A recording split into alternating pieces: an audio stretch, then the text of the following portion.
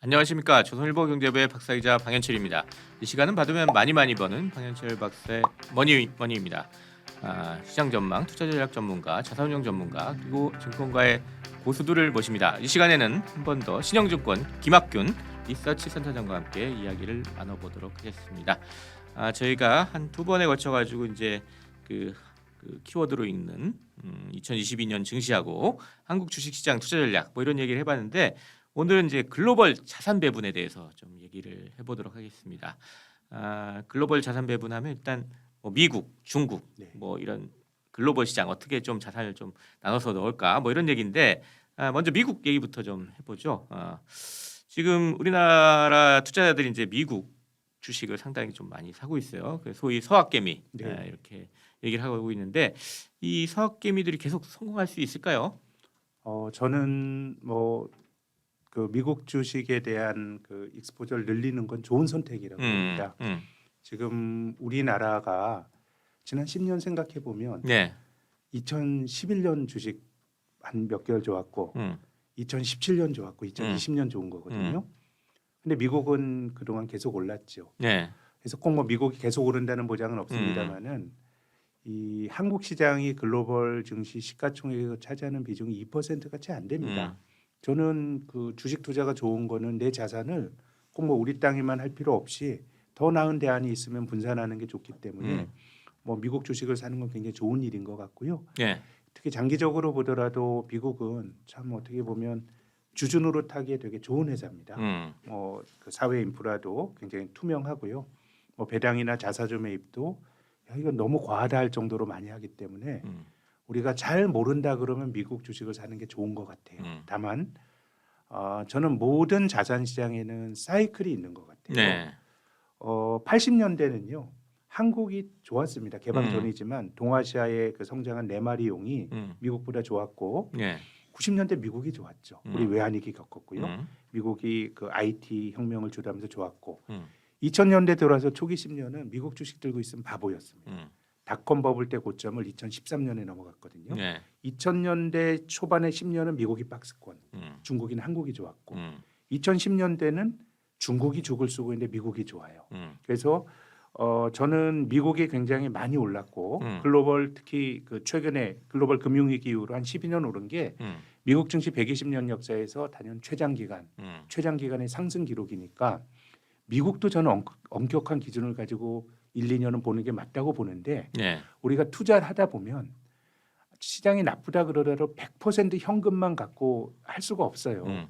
약세장이면 우리 어느 정도 주식을 가져가야 되는 건데 그래서 뭐 강세장 약세장이 반복이 되지만 우리가 이런 것들을 다 어떻게 보면 퉁쳐서 가져가야 될 자산이라 그러면 미국 주식에 대한 익스포저를 어느 정도 유지하는 건 맞는 것 같은데요.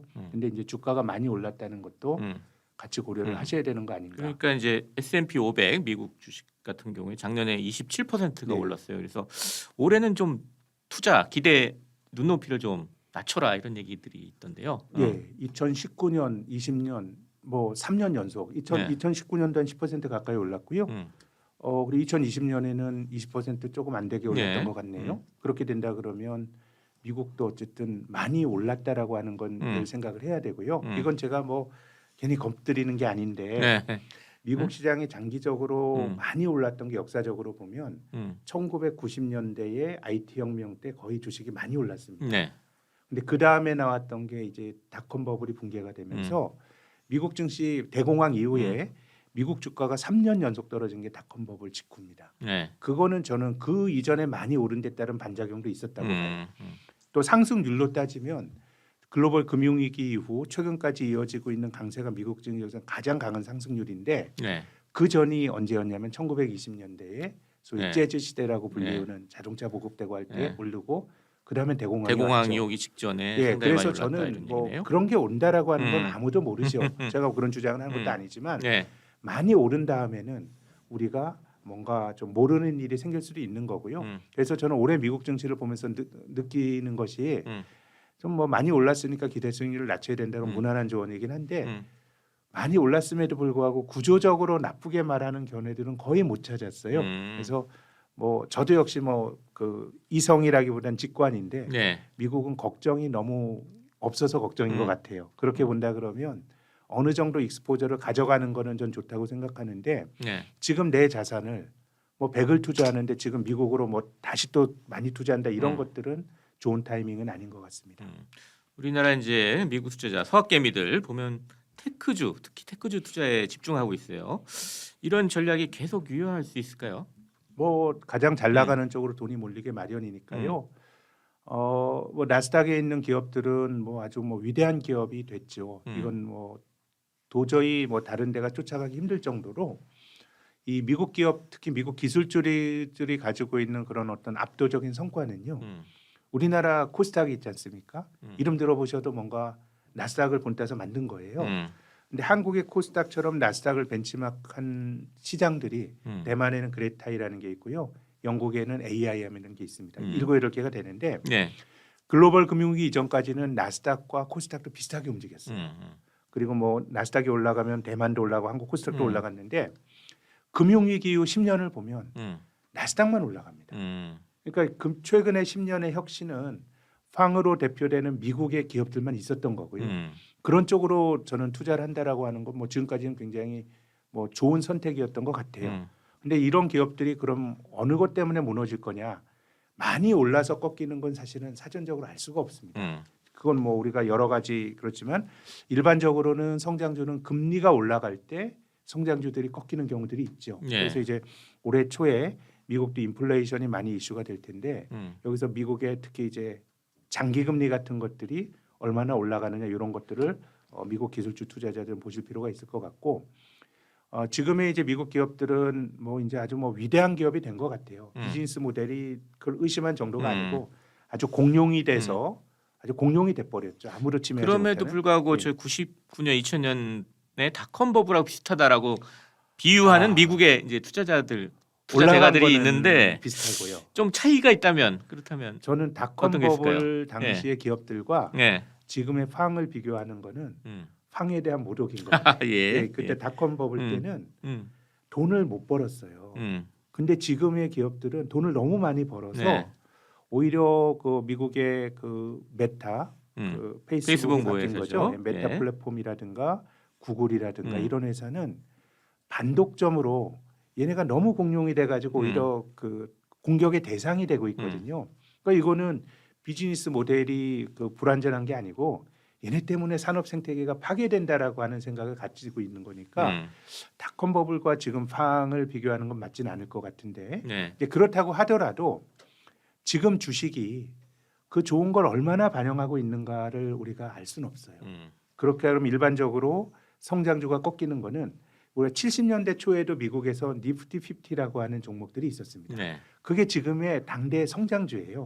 IBM이나 이런 건데 그때도 이런 기업들이 꺾였던 거는 금리가 올라가면서 꺾였기 때문에 금리를 눈여겨 보실 필요가 있을 것 같고 두 번째는 너무 돈을 잘 버니까 각국의 그 반독점을 하는 공무원들이 이 기업들을 반독점으로 좀 제어하려고 하는데 이게 좀 쉽진 않은 것 같아요. 그래서 제 생각에는 뭐 장기 금리의 움직임 이런 것들을 좀 보셔야 되는데 아무튼 뭐 주가가 또 굉장히 기록적으로 많이 올랐다는 것도 생각을 하셔야 될 것 같습니다. 제 머리로는 예. 금리가 중요할 것 같네요. 지금 금리가 중요하다고 그러셨는데 이제 미 연준이 내년 그러니까 올해죠. 올해 한 3차례 금리 인상을 일단 신호를 줬어요.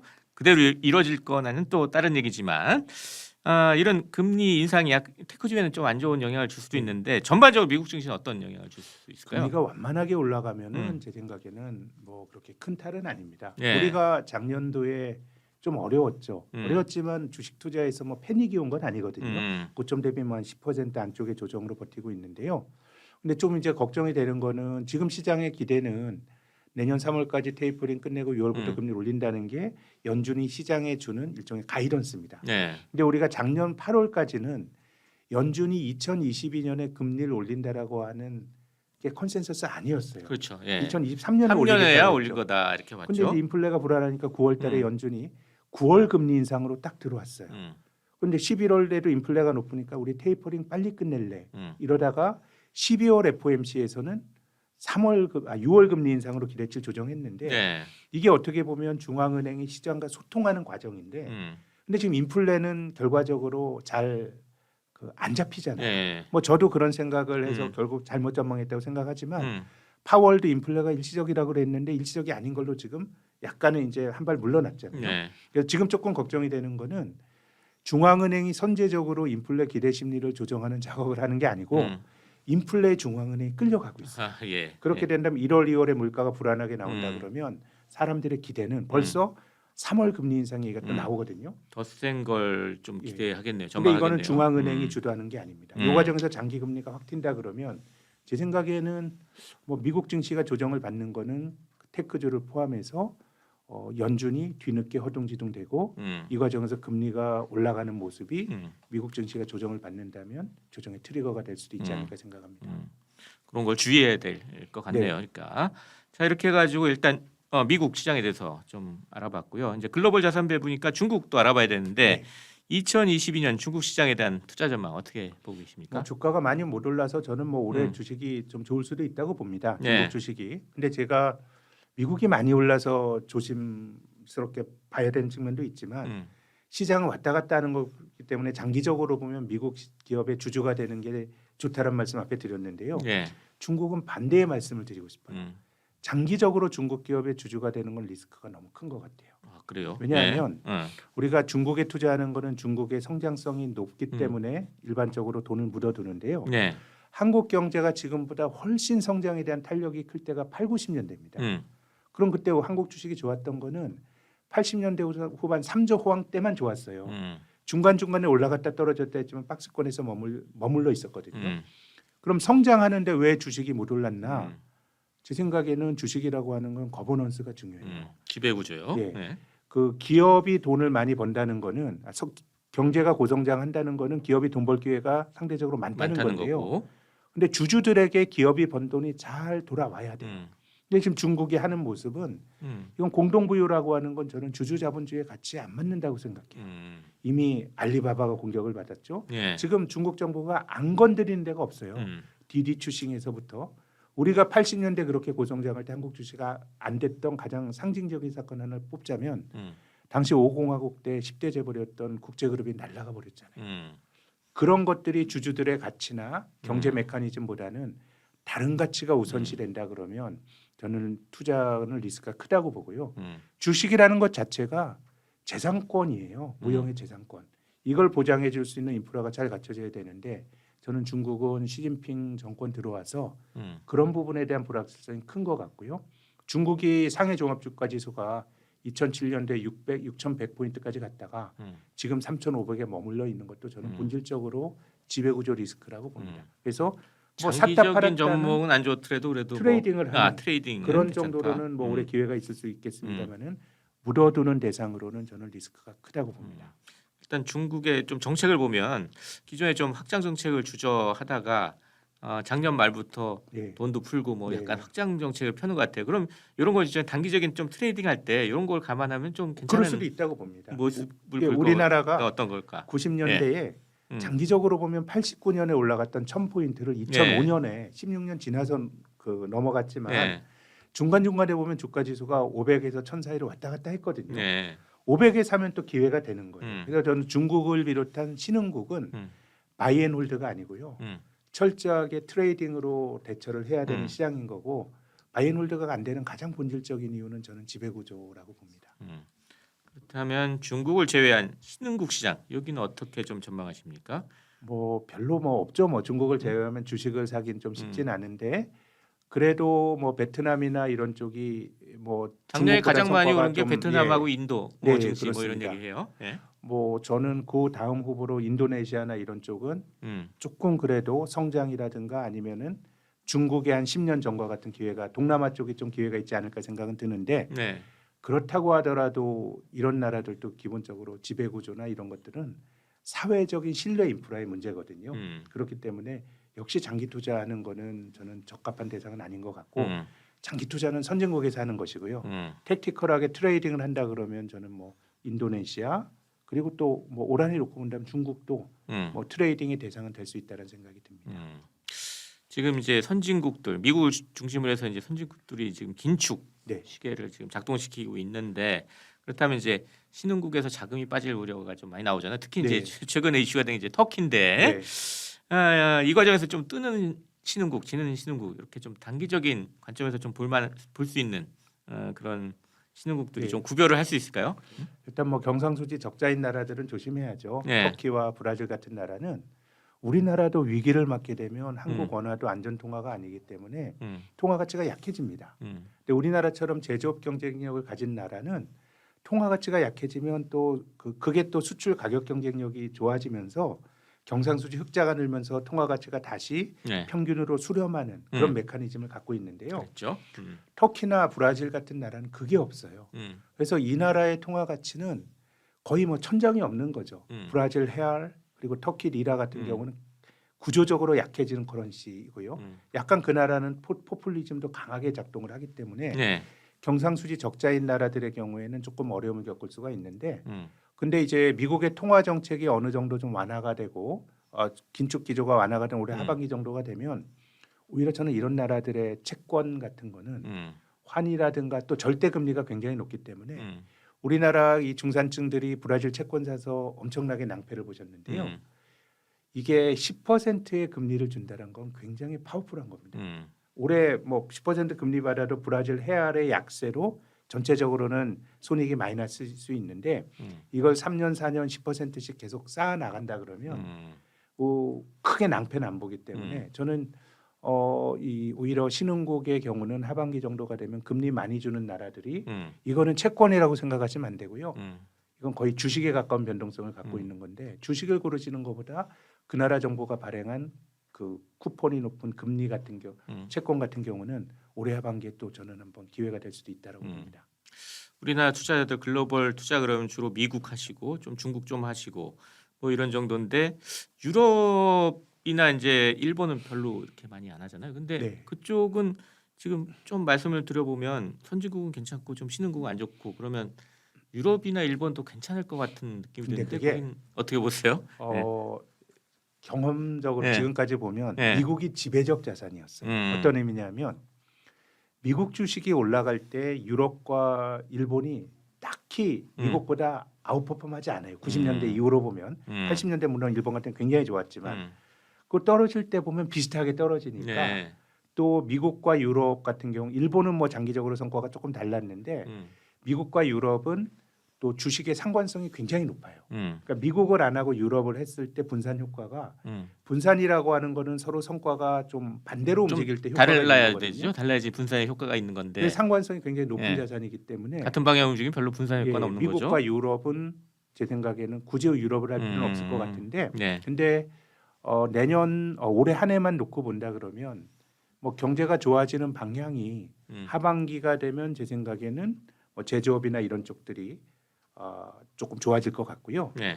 그리고 상반기에는 뭔가 좋아질 포텐셜은 서비스업 쪽에 있고 특히 유럽의 경우는 ECB가 상대적으로 더 미국 연방준비제도보다 조금 비둘기파적이라고 해야 네. 될까요? 통화 완화적으로 좀 하고 네. 있죠. 또 4월달에 미국 그 프랑스 대선에서 또 마크롱이 된다 그러면 이제는 독일의 아주 그 규율 중심의 어떤 유럽의 질서에서 프랑스가 주도하는 뭐 장기적으로 보면 호재인지 악재인지는 뭐 답이 나오긴 어렵습니다만은 투자자들에겐 좋은 환경이 만들어질 수 있어서 올해만 놓고 본다 그럼 저는 뭐 유럽 주식도 기회가 있다고 보는데 길게 보면은 미국과 유럽 자산은 분산의 효과가 그렇게 크진 않았던 것 같습니다. 예. 자 그래서 마지막으로 이제 한국, 미국, 중국 이런 국가별 네. 투자 자산 배분 어떤 비중으로 좀 하는 게 좋을까요? 전 주식 기준으로 본다 그러면요. 예. 저는 한국사 이건 장기입니다. 네. 한국사, 미국사, 뭐 중국을 비롯한 기타 진흥국 이 음. 정도로 뭐 말씀을 드리고 싶습니다. 예. 알겠습니다.